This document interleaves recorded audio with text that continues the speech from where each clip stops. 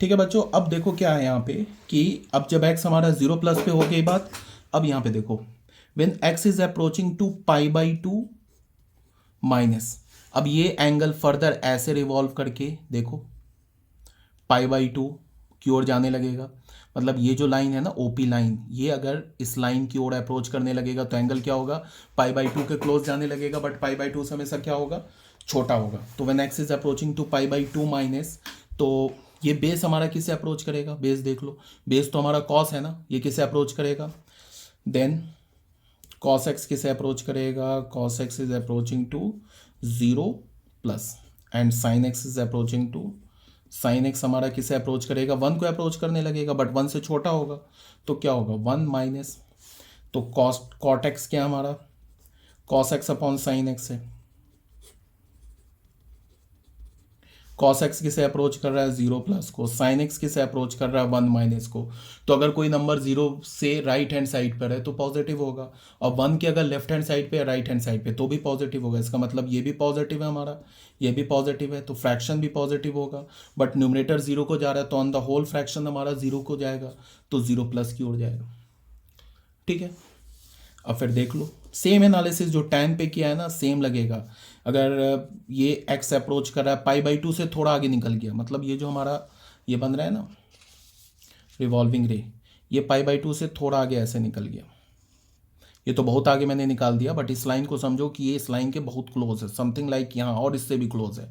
तो हमारा बेस क्या हो जाएगा, तो इस केस में हमारा देन cos x क्या होगा, बेस क्या हो जाएगा, देखो ट्रायंगल का बेस निगेटिव हो जाएगा, तो cos x क्या होगा, निगेटिव होगा। तो निगेटिव होने का मतलब क्या हो गया, ये 0 को माइनस से अप्रोच करेगा, एंड साइन x क्या होगा, साइन x अभी भी 1 माइनस को अप्रोच करेगा।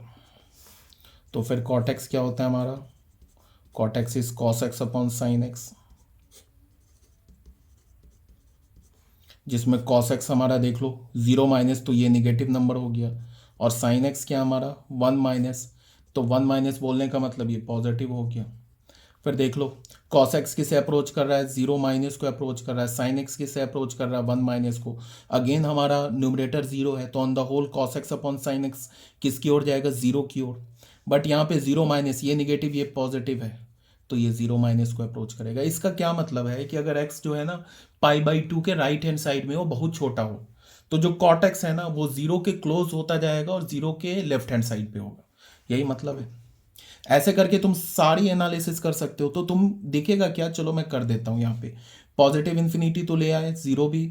अब क्या करेंगे कि इसका वैल्यू हम लोग देख लेते हैं, cot x का माइनस इन्फिनिटी कब होगा, तो उसके लिए देख लो। चलो π/2 पे भी आ गए, अब पाई की ओर आते हैं। फिर यही रिवॉल्विंग रे, ये डायग्राम बनाते हैं जिसमें एक रे रिवॉल्व कर रहा है। देखो अब ये रिवॉल्विंग रे कहाँ पहुंचा, पाई के क्लोज, ऐसे करके पाई के क्लोज। तो x हमारा क्या हो रहा है, जो हमारा x है वह अप्रोच कर रहा है pi minus, then cos x क्या है हमारा बेस, बेस क्या हो रहा है -1 के मैग्नीट्यूड वाइज, -1 से मैग्नीट्यूड वाइज 1 से छोटा है, तो इसका मतलब क्या होगा कि ये -1 को राइट हैंड साइड से अप्रोच करेगा। एंड साइन एक्स किसे अप्रोच करेगा, बे परपेंडिकुलर देख लो, परपेंडिकुलर क्या होगा 0 प्लस को अप्रोच करेगा। तो फिर cot x हमारा क्या है, cos x upon sine x. cos x कहाँ अप्रोच कर रहा है -1 प्लस को, साइन एक्स कहाँ अप्रोच कर रहा है 0 प्लस को। तो -1 को लेफ्ट से अप्रोच करे, राइट से अप्रोच करे, ये है तो निगेटिव नंबर, और ये 0 प्लस क्या पॉजिटिव नंबर। अब देखो डिनोमिनेटर आ रहा है ना 0, तो इसका मतलब ऑन द होल ये फ्रैक्शन कहाँ जाएगा, इन्फिनिटी को। लेकिन पॉजिटिव इन्फिनिटी को या निगेटिव इन्फिनिटी को, तो ये फ्रैक्शन निगेटिव भी है, तो ये माइनस इन्फिनिटी को जाएगा।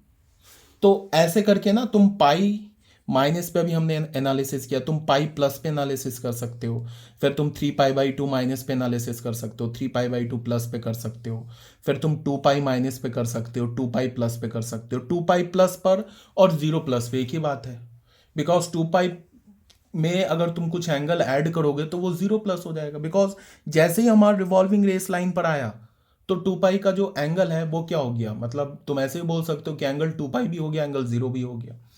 तो सेम एनालिसिस तुम कर सकते हो। यहाँ दिखाना क्या था कि जो हमारा कॉटेक्स है वो माइनस इन्फिनिटी की ओर भी जा रहा है, कॉटेक्स का वैल्यू 0 भी हो रहा है, कॉटेक्स जो हमारा पॉजिटिव इन्फिनिटी को भी अप्रोच कर रहा है।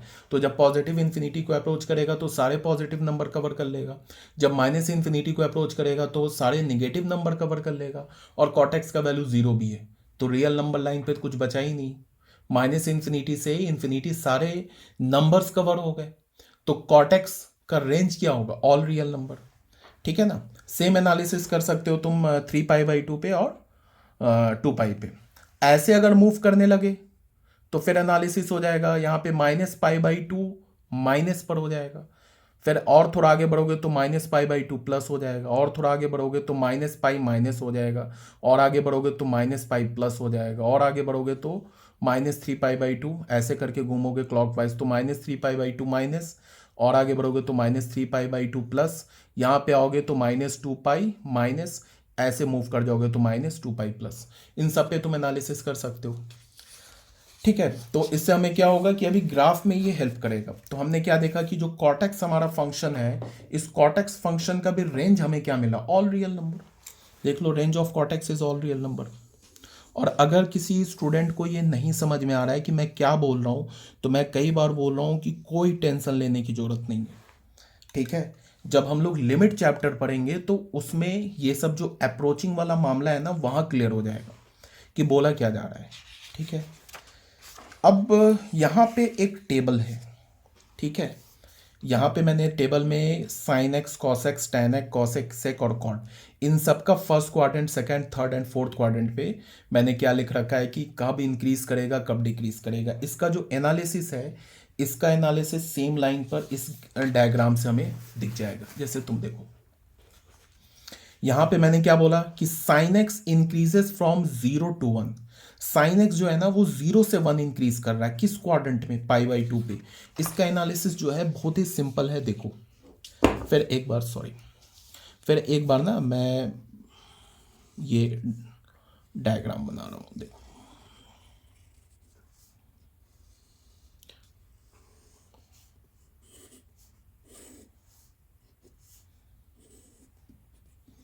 इसको बिना समझे भी काम चल सकता है, but for the sake of understanding, कि हमें पता चले कि ग्राफ कहाँ से रहा है। बहुत सारे ऐसे, मतलब डायरेक्ट टीचर्स जो होते हैं क्या करते हैं, जितने भी ट्रिग्नोमेट्रिक फंक्शन होता है ना उसका ग्राफ ड्रॉ कर देते हैं, बोलते हैं रट जाओ।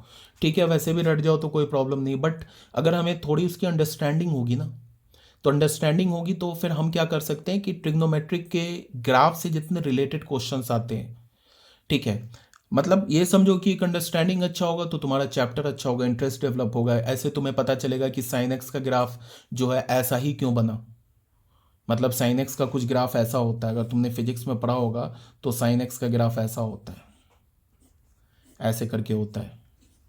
तो ऐसा ही क्यों ग्राफ बना, इसके पीछे का तुम्हें लॉजिक पता चल जाएगा। तो सबसे पहले हम लोग करते क्या है, यहाँ पे क्या लिखा है, ये हमारा फर्स्ट क्वाड्रेंट है, ये एंगल 0 है, ये एंगल पाई/2 है। अब बताओ साइन का वैल्यू 0 पर क्या होता है, 0। साइन का वैल्यू पाई/2 पे क्या होता है, 1। इसका मतलब जैसे जैसे एक्स 0 से लेके पाई/2 तक गया, साइन फंक्शन का जो साइन का वैल्यू है वो इंक्रीज किया, कहां से, 0 to 1।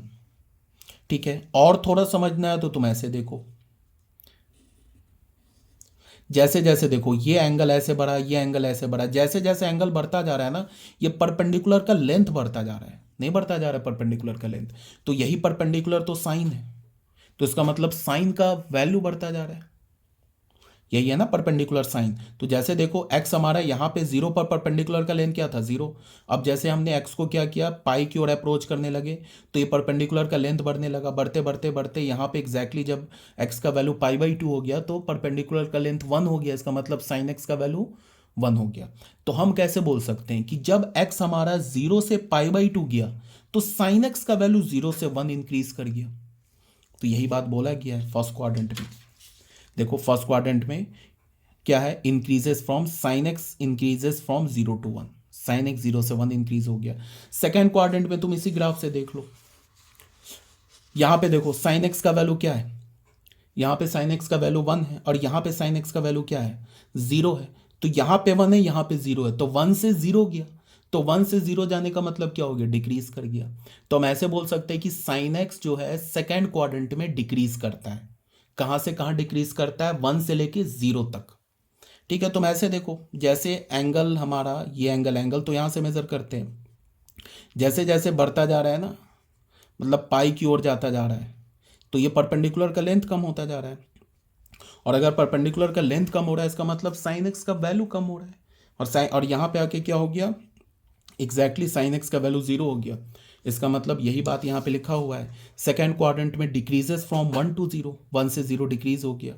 ठीक है, फर्दर तुम देखो, अब हमने थर्ड क्वाड्रेंट में देखते हैं, जैसे जैसे एक्स हमारा यहाँ से एक्स हमारा ये एक्स जैसे जैसे इंक्रीज होता जा रहा है, जैसे जैसे ये 3π/2 की ओर जा रहा है, तो ये परपेंडिकुलर का लेंथ कहाँ जा रहा है, -1 की ओर। परपेंडिकुलर का वैल्यू -1 की ओर जा रहा है, एग्जैक्टली 3π/2 पे -1 है। यहाँ पर 0 था, यहाँ पे -1 आया, तो 0 से -1 गया, तो फिर फर्दर डिक्रीज हुआ। तो यही लिखा हुआ थर्ड क्वाड्रेंट में, डिक्रीजेस फ्रॉम 0 to -1। फिर फोर्थ क्वाड्रेंट में देख लो, फोर्थ क्वाड्रेंट में यहाँ पे तो -1 है, यहाँ पे 0 है, तो इसका मतलब साइन एक्स का वैल्यू जब एक्स हमारा 3π/2 से लेके 2π गया, ऐसे करके गया, मतलब एक्स हमारा यहाँ से ऐसे एंगल ले रहे हैं, यहाँ पे हमारा ऐसे करके बढ़ रहा है, ये एंगल ऐसे ले रहे हैं यहाँ पे ऐसे करके। तो जब एक्स हमारा 3π/2 से 2π गया, तो देखो फिर साइन क्या हो रहा है, फिर ये परपेंडिकुलर का लेंथ क्या होता जा रहा है, 0 की ओर जा रहा है। यहाँ पे -1 था, यहाँ 0 हो गया, तो -1 से 0 गया। तो अगर तुम -1 से 0 जाओगे, यहाँ -1 है, यहाँ 0 है, तो -1 से 0 जाओगे तो इंक्रीज करोगे ना। नंबर लाइन पे लेफ्ट से राइट जाने पे इंक्रीज होता है, राइट से लेफ्ट जाने पे डिक्रीज होता है। तो हम क्या बोल सकते हैं कि जो साइन एक्स हमारा अब इंक्रीज किया फ्रॉम -1 to 0, फिर -1 to 0। अब फिर हमारा एंगल फिर फर्दर एक रिवॉल्व करके फिर 2π के बाद एंगल इंक्रीज हुआ, तो फिर वही सेम वैल्यू रिपीट करने लगेगा। 2π plus theta sine 2π plus theta क्या होता है, साइन थीटा होता है। मतलब अगर ये 2π ऐसे रिवॉल्व कर गया, अगेन ये 2π के बाद हुआ, तो फिर क्या होने लगेगा, फिर साइन का वैल्यू 0 से 1 जाएगा। मतलब कि अगर हम x को बोले 2π प्लस, यहाँ तक तो 2π हो गया, 2π से लेके अगर गया ये 2π प्लस π/2, मतलब कि ये 2π से लेके अगर 5π/2, इस इंटरवल में फिर साइन का वैल्यू 0 से लेके 1 तक इंक्रीज कर गया। ठीक है, सेम लाइन पे कॉस देख लेना। ठीक है, कॉस का वैल्यू, अब tan का वैल्यू क्या दे रखा है, इंक्रीजेस फ्रॉम 0 to इन्फिनिटी। ये क्या है वो देख लो, थोड़ा सा डायग्राम फिर से एक बार बनाते हैं यहाँ पे।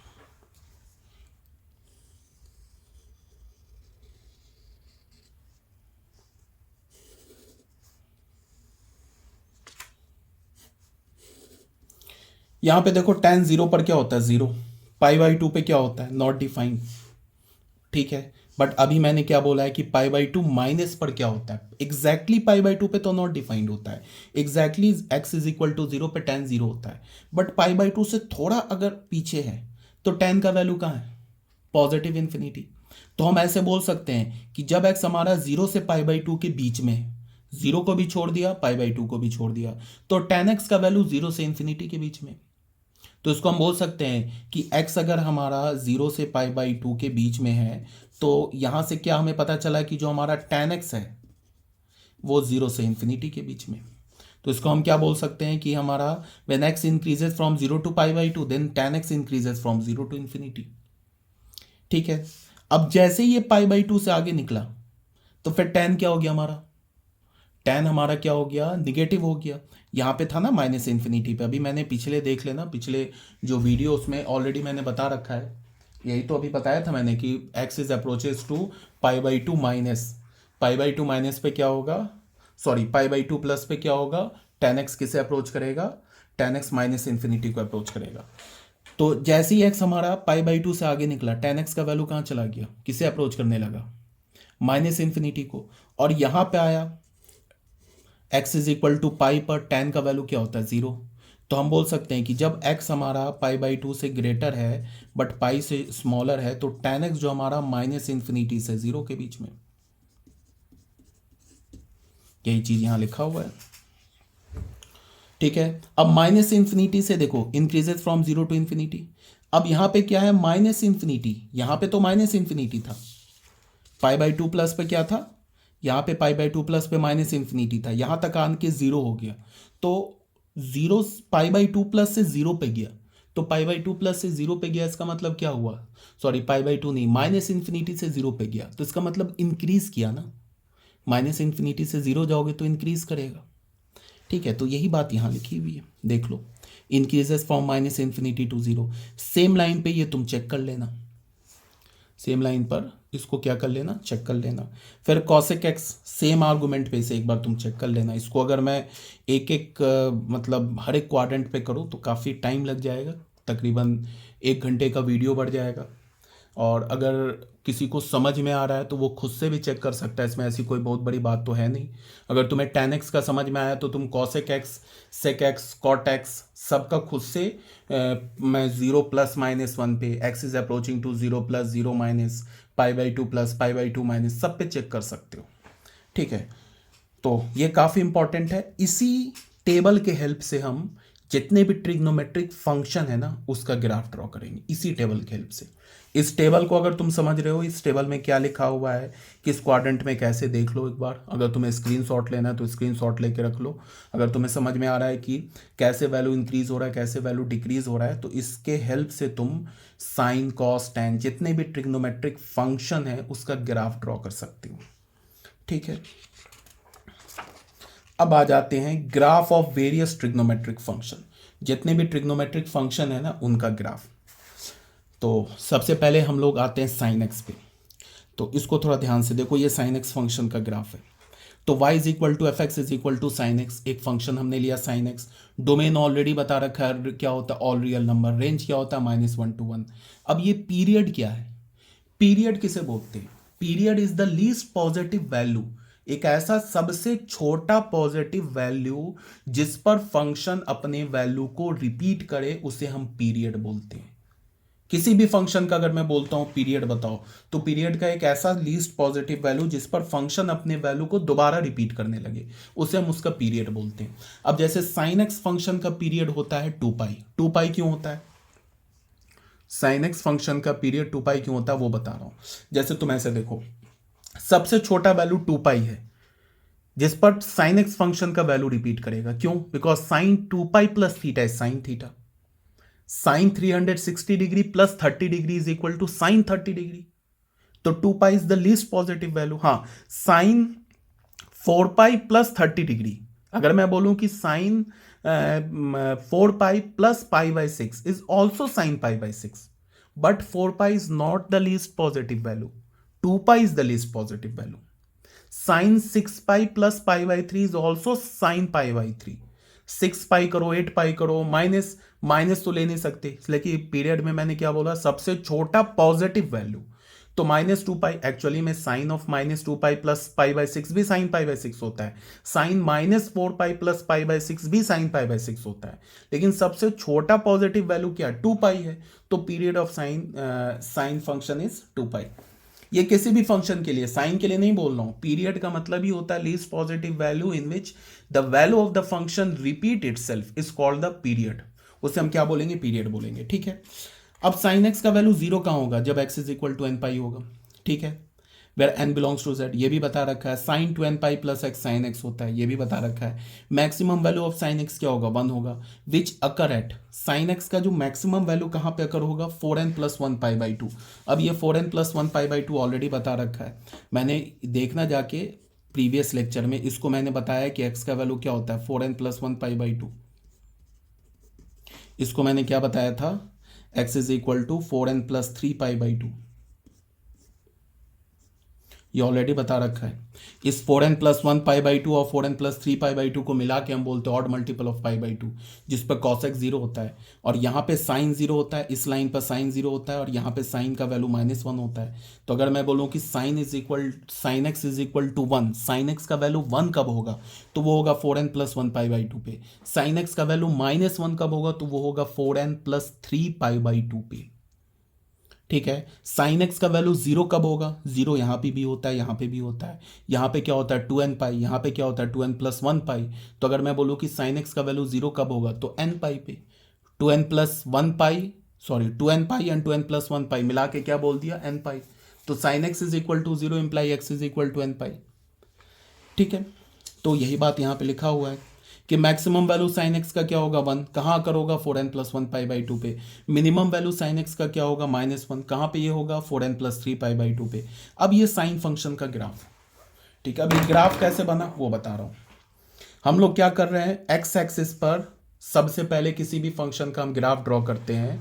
ऑलरेडी तुम्हें रिलेशन एंड फंक्शन चैप्टर में ग्राफ को मैंने इन डिटेल पढ़ाया, काफ़ी सारे फंक्शंस के, जैसे ट्रिग्नोमेट्रिक फंक्शन तो नहीं बताया था, मॉडुलस फंक्शन हो गया, ग्रेटेस्ट इंटीजर फंक्शन हो गया, सिग्नम फंक्शन, इन सब का ग्राफ बताया। मैंने क्या बोला था कि डोमेन को कहाँ लेते हैं एक्स एक्सिस पर, और रेंज को कहाँ लेते हैं वाई एक्सिस पर, यही करते हैं ना। तो साइन एक्स फंक्शन का डोमेन क्या लिखा है, ऑल रियल नंबर, तो डोमेन में ये पूरा एक्स एक्सिस आ जाएगा। रेंज क्या है -1 to 1, इसका मतलब ग्राफ का मिनिमम वैल्यू -1 होगा और मैक्सिमम वैल्यू 1 होगा। इसका मतलब ग्राफ जो है ना वो -1 से 1 के बीच में ही होगा, ना -1 से लेस हो सकता है ना -1 से ग्रेटर हो सकता है। अब जीरो पर साइन फंक्शन का वैल्यू जीरो है, तो ये पॉइंट आ गया। अब फिर हमने क्या बोला कि जब तुम इंक्रीज करोगे 0 to π/2, तो देखो साइन फंक्शन का वैल्यू इंक्रीज हो रहा है, इंक्रीज होके 1 तक आ गया। देखो π/2 पे एग्जैक्टली 1 है।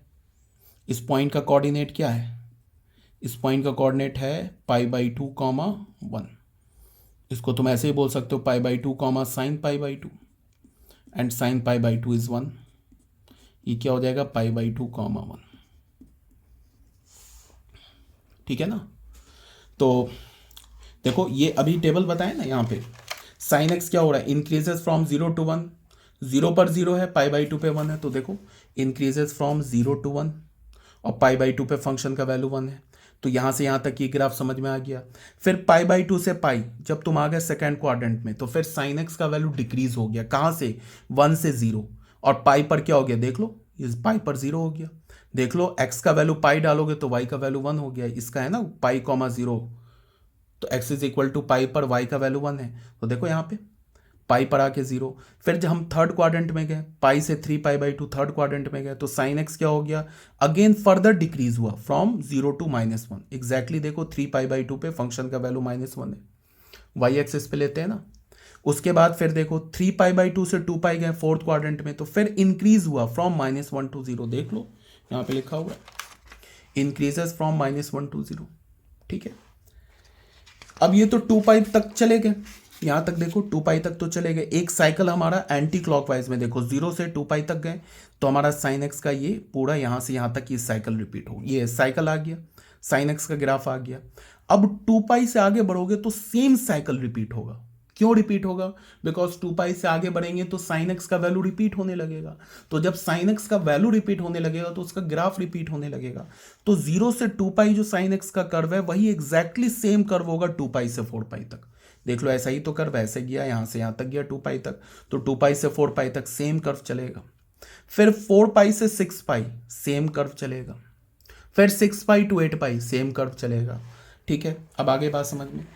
अब आ जाते हैं 0 to -π/2, एक बार देख लेते हैं। चलो इसको मैं ना ऐसे दिखाता हूं, 0 to -π/2। चलो एक बार फिर से ग्राफ देख लेते हैं, इसका ग्राफ कह रहा हूं।